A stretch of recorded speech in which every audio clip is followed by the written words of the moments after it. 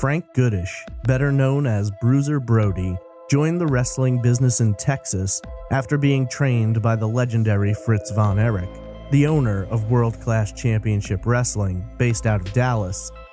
Standing at 6 feet 8 inches tall and weighing nearly 300 pounds, Brody was a force to be reckoned with. Brody acquired a reputation for not only being a hard worker with charisma and a great in-ring performance, but also for throwing his weight around outside of the ring. He rubbed many promoters the wrong way, as he was more than willing to push back against their demands and to walk out when things weren't going the way he wanted. Of course, there were more than a few shady promoters who were known to rip off their wrestlers. It was a tough business, and Brody was a tough man. In July of 1988, Brody was working in Puerto Rico. Rumors suggest that Brody believed he was being shorted on his pay, and he wasn't being quiet about it. Jose Gonzalez, who wrestled under the name Invader No. 1, also worked as a booker for the Puerto Rico territory. A booker maps out storylines, gives performers their place on the card, and determines who wins and who loses. On July 16th, Gonzalez approached Brody and asked him to step into the shower to talk. This was somewhat of a typical behavior back in the day, as the locker rooms were wide open and the shower provided some privacy. But the shower had also been the scene of many backstage brawls. Several other wrestlers in the locker room at the time reported hearing raised voices and what sounded to be an argument between Brody and Gonzalez. The argument ended when 2 sharp screams were heard, catching the attention of everyone in the locker room, who at this time rushed to see what was going on. The layout of the locker room placed the showers out of view, and when fellow wrestler Tony Atlas arrived, he found Brody bent over, holding his stomach and bleeding. According to Atlas, he also witnessed Gonzalez holding a bloody knife. Gonzalez left the scene at that time, and emergency services were contacted. But due to the crowds gathering at the arena and the traffic lining up on the way to it, it took emergency medical technicians nearly an hour to get to the critically injured Brody. When paramedics did arrive, they struggled to lift the injured Brody, and other wrestlers had to assist in carrying him down to a waiting ambulance. Tony Atlas accompanied Brody to the hospital, where it was determined that both his intestines and liver had been pierced. Doctors managed to fix his intestines, though Atlas was made to leave before they began working on Brody's liver. Brody did not survive, and when police got involved, Atlas and several others pointed out Gonzalez as the killer. Unfortunately, several of the wrestlers, including Atlas, were told to get out of Puerto Rico or they might face a similar fate for speaking to police. Gonzalez pled self-defense at trial and ultimately was acquitted of murder when none of the wrestlers who had been in the locker room showed up to testify. Years later, many of those wrestlers explained that they hadn't received their summons to appear in court until after the trial had already concluded, leading many to wonder if the entire trial itself had been a hoax designed to clear Gonzalez. At the time, wrestling was huge in Puerto Rico, and Gonzalez was a bona fide celebrity, whereas Brody had always been depicted as a vicious, brutal villain. Brody was cremated and taken back to the States. His alleged killer has never faced justice.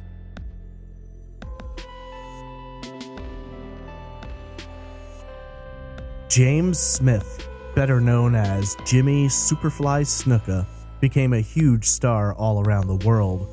From his charismatic behavior to his gravity-defying moves in the ring, Snuka was a superstar in the wrestling world. In 1983, Snuka worked for Vince McMahon at the World Wrestling Federation, a company which would later induct him into their Hall of Fame. While working for the then WWF, Snuka met a young woman named Nancy Argentino, and the two hit it off and began seeing one another socially, despite the fact that Snuka was married. On May 10th, Snuka wrestled a match against Jose Estrada at the Lehigh County Agricultural Center in Allentown, Pennsylvania. Not long after completing the match and returning to his hotel room, Snuka placed a call to 911 requesting an ambulance for Argentino. When EMTs arrived, they found Argentino injured and unresponsive, nude and covered only by a sheet. She was rushed to the Sacred Heart Medical Center, though she would never recover, and died as a result of her injuries just an hour later. Snuka claimed it had all been an accident, first alleging that Argentino had fallen on concrete, then later that she'd hit her head on a chair. The coroner explained that Argentino had sustained craniocerebral injuries and died as the result of traumatic brain injuries, which seemed to suggest that her head may have been bashed against an object. Aside from her mortal wounds, pathologists also found multiple cuts and bruises they believed to be consistent with a history of domestic abuse. This wasn't surprising, as law enforcement had responded to domestic issues between Snuka and Argentino in the past, including just 5 months earlier when they were called to Snuka's hotel room and found him dragging Argentino by her hair. She had cuts and bruises, but declined to press charges. Argentino's sister later claimed that Snuka had threatened to kill her on multiple occasions, and that just weeks before her death, her family had begged her to stay away from the violent man.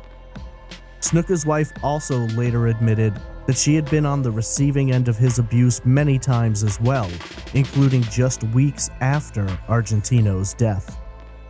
Upon completion of the autopsy, it was advised that the case be investigated as a homicide. Snuka was the only suspect, but charges were not filed. Investigators would later allege that while they felt Snuka had played a role in Argentino's death, they had no hard evidence. Perhaps as an indicator of how domestic abuse was treated in the 1980s, one investigator explained that just because Snuka had beaten her in the past did not mean he had killed her.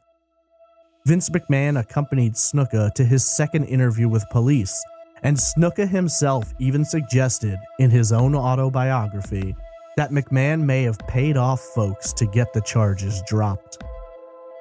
Argentino's family, though, did win a $500,000 civil suit against the wrestler, but it appears Snuka never paid, claiming financial insolvency. The homicide investigation remained open for 32 years, when on September 1st, 2015, Snuka was arrested and charged with third-degree murder and involuntary manslaughter. In November of that year, Snuka pled not guilty. His attorney argued that he couldn't stand trial as he wasn't mentally competent and had begun entering the early stages of dementia. Following a competency hearing, Judge Banach ruled on June 1st, 2016 that the wrestler was not competent to stand trial. All charges were dismissed on January 3rd, 2017, and Snuka died 12 days later at the age of 73, taking the truth about Nancy Argentino's final hours to the grave.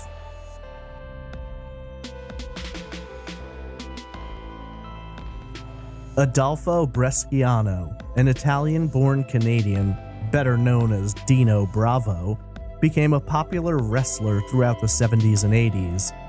Arriving in the World Wrestling Federation in 1985, Bravo would go on to hold both the Canadian Championship and the Tag Team Championship with his partner, Dominic DeNucci. By the early 1990s, Bravo's fame was on the decline, and he began wrestling less and less frequently, seeing both his career and his primary source of income fading away. Bravo officially retired from wrestling in 1992, becoming a trainer in Montreal.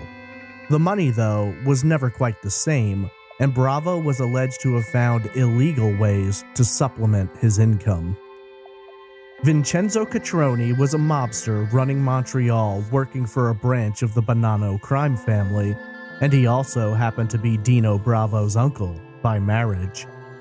According to those close to Bravo, he began working for Catroni's organization, specifically in smuggling. Bravo was able to use his fame and star status, or what little of it remained, to more easily cross the border without drawing suspicion.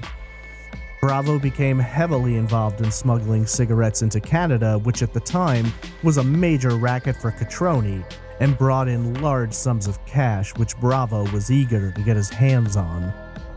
Bravo managed to cut a deal with the Aboriginals, who reportedly respected the big wrestler.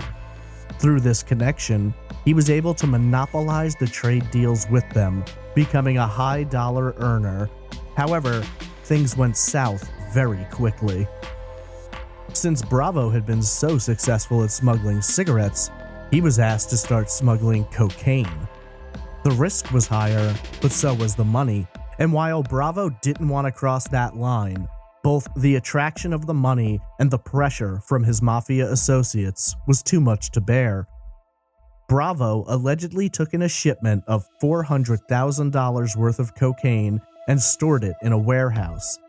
He advised his associates to pick it up as soon as possible, but 3 days would pass, and then police arrived, confiscating the drugs. Bravo blamed his associates. They blamed him. Reportedly, around this time, Bravo mentioned to several close friends that he believed his days were numbered. On March 10, 1993, Bravo sat down at his home in Quebec to watch a hockey game while his wife took their daughter to ballet lessons. Upon her return home, carrying their sleeping daughter in her arms, she found Bravo's lifeless body. Dino had been shot 17 times, with 7 bullets in his head and 10 in his torso. It was a horrifying scene with blood everywhere. Investigators found the television remote still in Bravo's hand, though it was loosely held, leading them to believe that he hadn't seen his attacker coming and had likely been shot from behind, probably by someone he trusted. There were no signs of forced entry nor footprints in the snow outside. His killer was never found, though many believed his death was likely the result of his dealings with the mafia.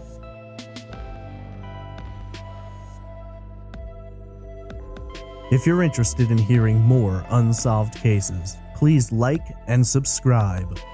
Visit trace-evidence.com for more information.